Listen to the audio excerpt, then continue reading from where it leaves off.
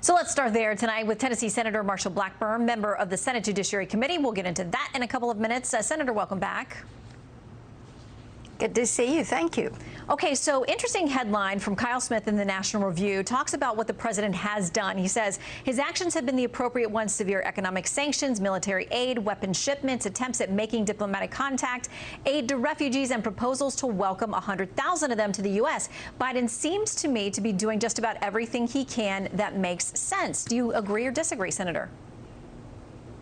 I would take a little bit of a disagreement with that. We're pleased that finally he is stepping up and beginning to take some actions, but he should have been doing these things last fall.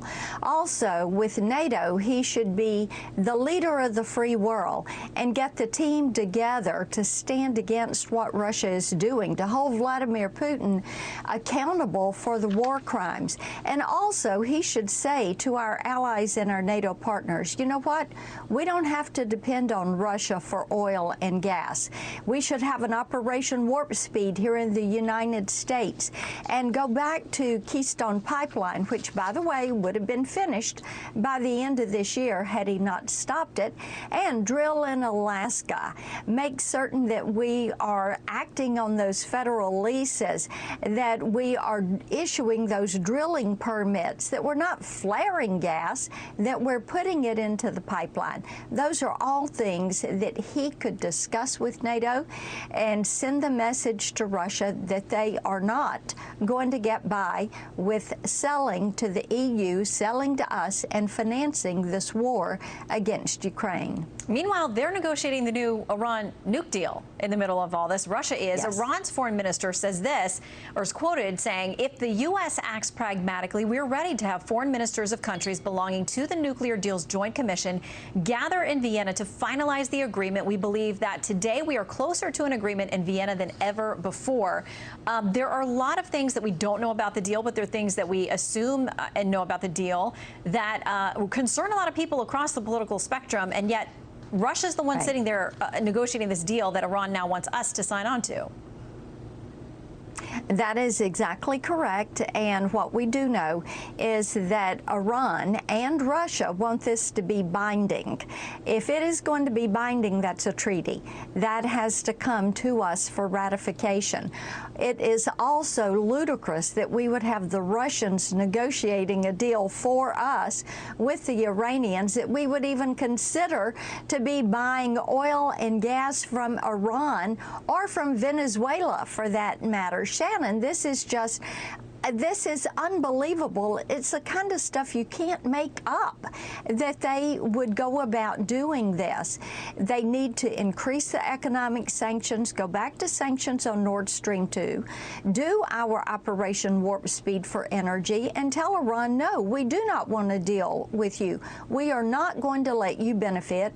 You've, over the past decade, put $16 billion into sponsoring terrorist organizations to carry out attacks against our men and women, and no, we are not going to do business with you.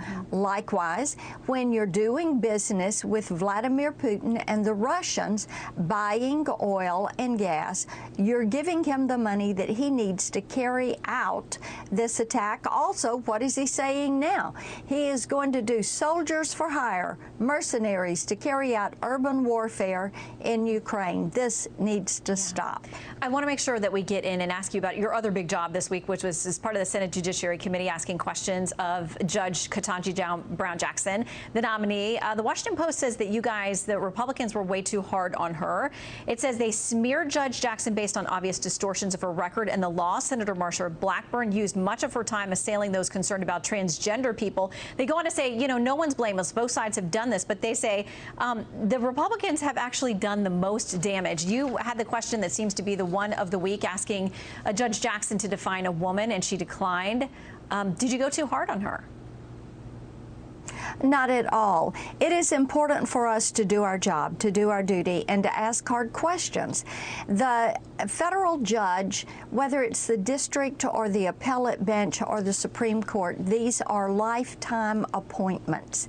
And it is important that we ask questions. And when she was before us for her appellate post, I asked her at that point if she would talk to me about court packing, if she would give me a definition of her judicial philosophy, and she never really did that. So, Shannon, I asked her about these other issues that are important, CRT, parental rights.